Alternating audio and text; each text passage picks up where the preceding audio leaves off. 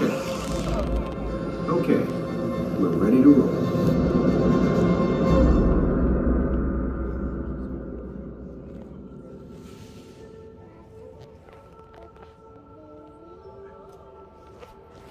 In the time before electricity, in a world lit only by fire, this was the sky that everyone knew.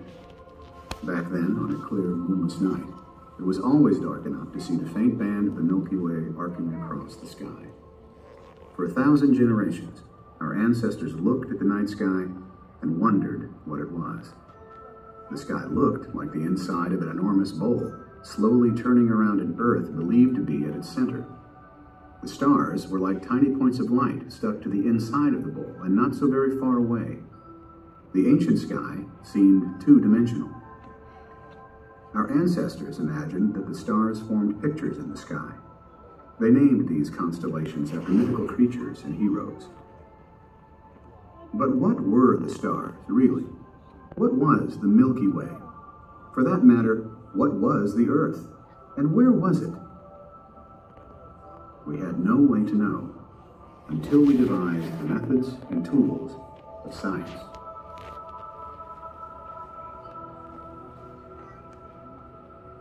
Because our eyes are very small and the stars are far away, at best we can only see a few thousand of them, even on the darkest night. But for every star we can see with the unaided eye, the night hides 50 million others in our Milky Way galaxy alone.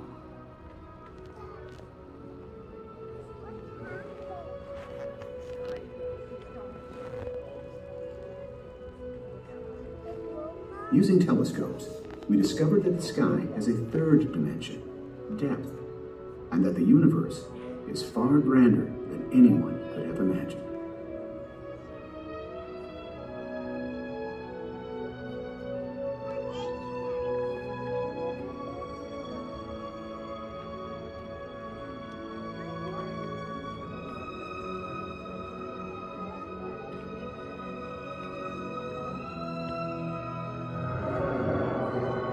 During the last 400 years, in a series of astonishing discoveries, we filled out our cosmic address.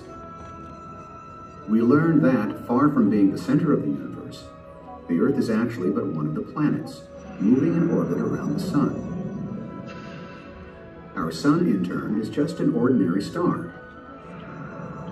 It is one of over 100 billion stars in our Milky Way galaxy.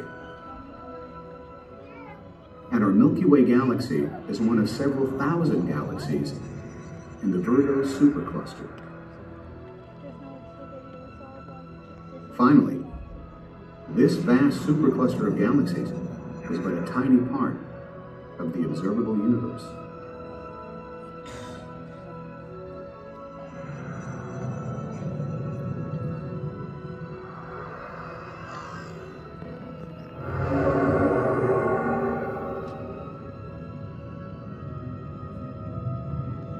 Using telescopes and the laws of physics, we are mapping the universe in 3 dimensions. And once you have a map, you can know where you are and where you're going.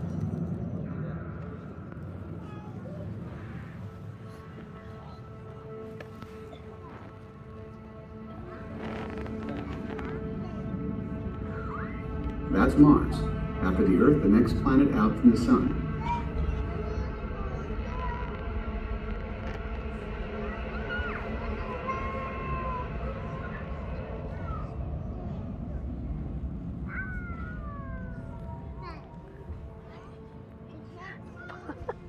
The gas giant planet Jupiter is heavier than all the other planets put together.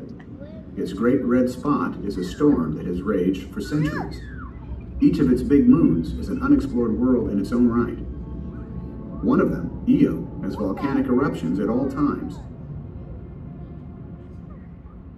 Another, Europa, has a deep ocean of water hidden beneath an icy crust.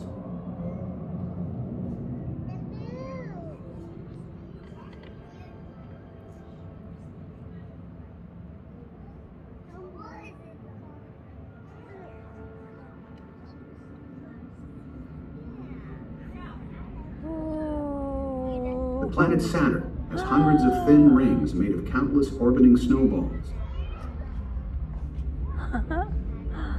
With our computer on interplanetary drive, we've come this far in only a minute. Our fastest spacecraft actually take years.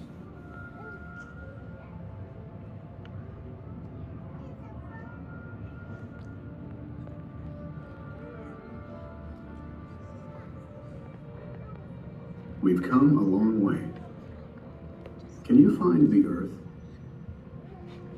It's so small, we can hardly see it from here. It's that one, the pale blue dot. That's home. Everyone you ever knew or ever heard of came from that tiny spot. Seeing it like that always gets to me. The planets of the solar system are huddled close to the sun, like campers around a fire in a vast, cold, and dark plain. From out here, it's obvious that our mighty sun is just another star. But the familiar constellations still look the same, because even at this distance from Earth, the stars are still enormously far away.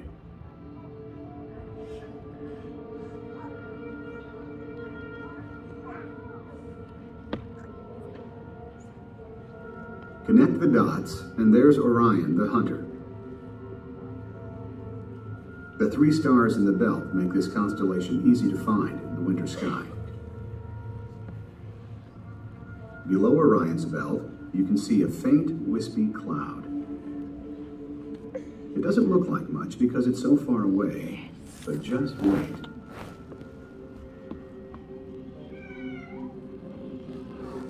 The stars are millions of times farther away than the planets. To move among the stars, we'll have to shift to the interstellar drive. As we move out into our galaxy, the old 2-dimensional patterns vanish because the starry sky is 3-dimensional.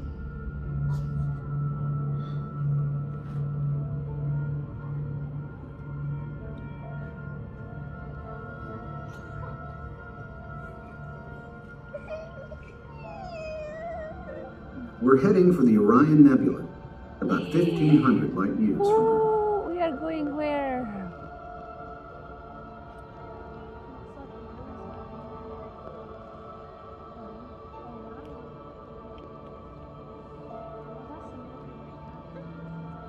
The Orion Nebula is a recycling center for the stars of the Milky Way, a vast interstellar cloud of gas and dust, a place where stars are born.